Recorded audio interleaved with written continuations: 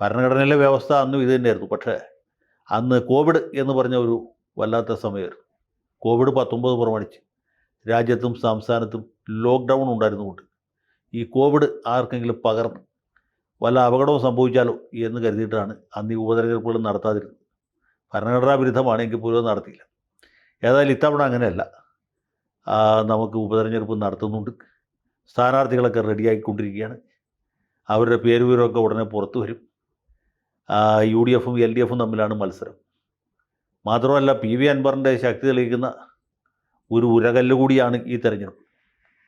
ഈ രണ്ടാം പിണറായി സർക്കാരിൻ്റെ കാലത്ത് ഇതുവരെ നടന്ന എല്ലാ തെരഞ്ഞെടുപ്പുകളിലും സ്റ്റാറ്റസ് കോ മെയിൻറ്റെയിൻ ചെയ്ത് പോവുകയാണ് ഇത്.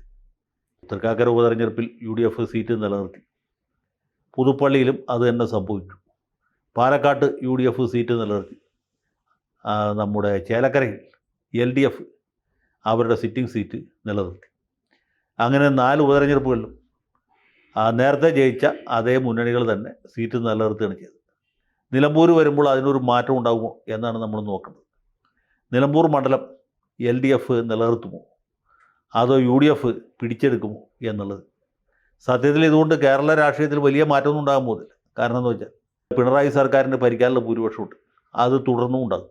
ഇനിയിപ്പോൾ LDF സീറ്റ് നിലനിർത്തിയാലും അവരുടേത് 99 എത്തുള്ളൂ.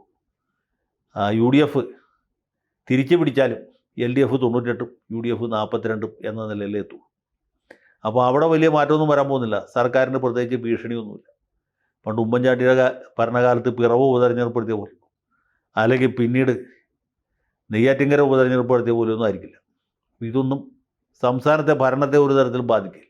കൂടുതൽ വാർത്തകളും വിശേഷങ്ങളും നിങ്ങളിലേക്ക് എത്താൻ ABC മലയാളം സബ്സ്ക്രൈബ് ചെയ്യുക, ബെൽ ബട്ടണും അമർത്തുക.